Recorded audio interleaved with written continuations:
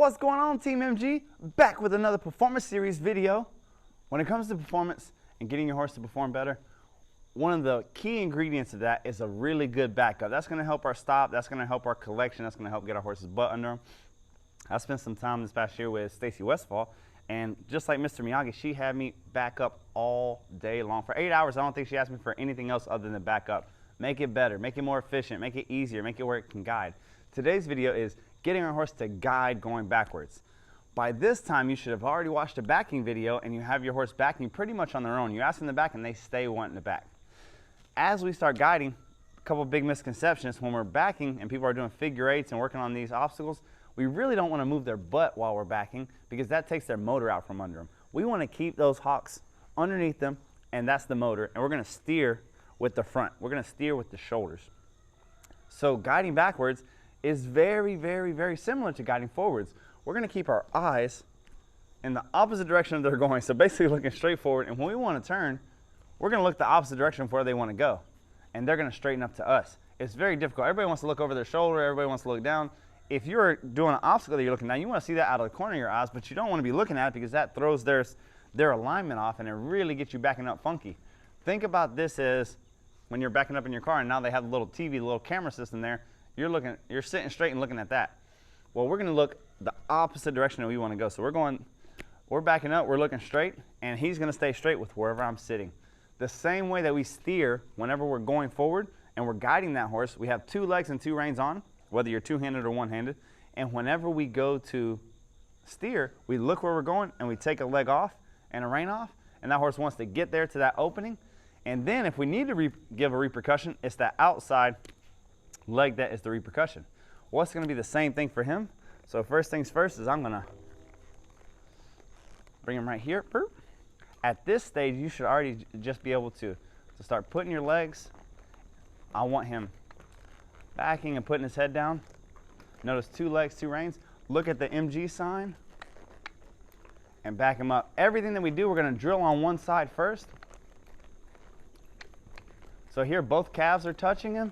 One calf comes off. There we go. One calf comes off.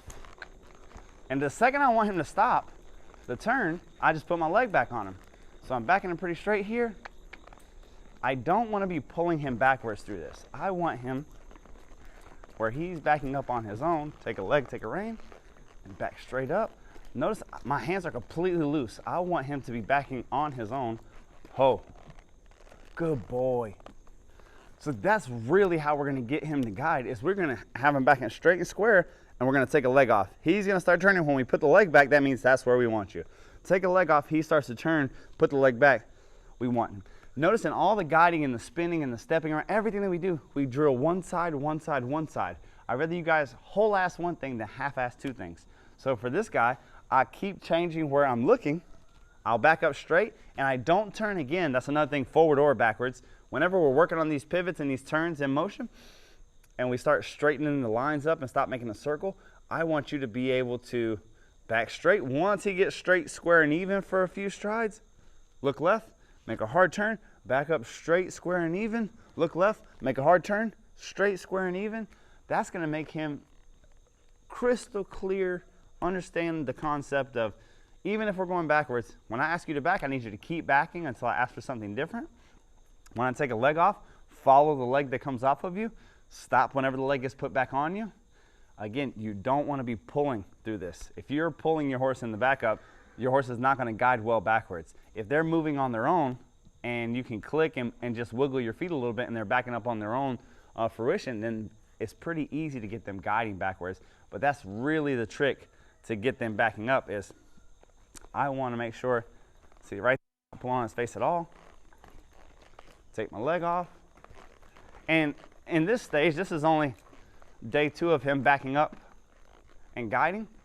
So sometimes he stops for me to